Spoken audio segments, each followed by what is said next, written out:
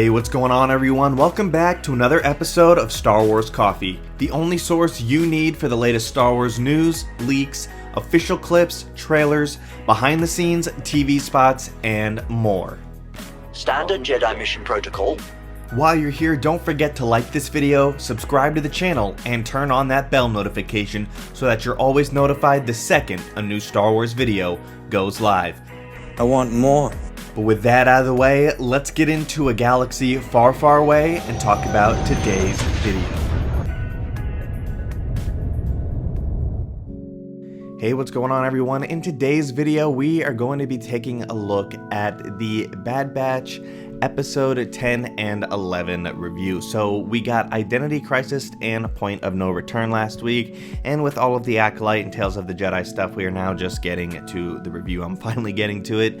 But here is essentially the plot points of these episodes. So Identity Crisis, we get to see Tantis, where we see Hemlock and Dr. Carr, who is the lead scientist on Project Necromancer. We get to see the Vault, where she's introduced to these Force-sensitive children who were taken from their families and were promised to go home, but clearly are not going to be. Dr. Carr seems to start to develop an emotional issue with this and a moral issue with this. And of course, in the other part of this episode, we see Cad Bane arrive with another Force-sensitive children, and we see Dr. Carr accompany to go ahead and figure this out about where these children are coming from. She asks Cad Bane how many times he's done this, and he says, "I'm good at my job," essentially in the response.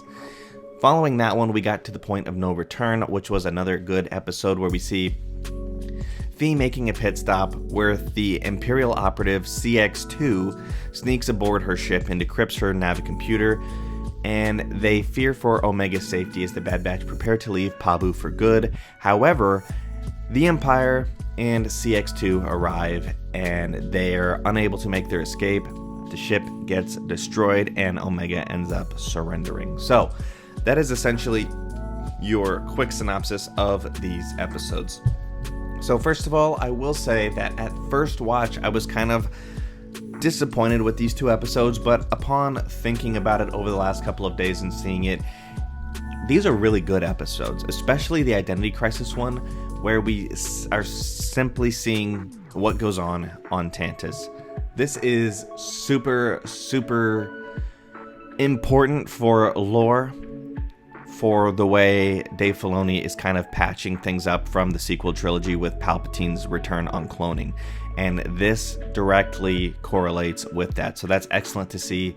I love the arc that Dr. Carr is starting to get, where she's starting to have a moral issue with what they're doing here on Tantis, and Hemlock has no issues with any of it. And he seems to have earned the trust of Dr. Carr, so he believes her to be a very good worker and is not a threat to him in any way. And yet here we see her developing this issue. I also love the inclusion of Cad Bane. I mean, how can you not? Cad Bane is super cool, and I do love Toto, how he says, "I am not a nanny droid." Toto is just good for comic relief.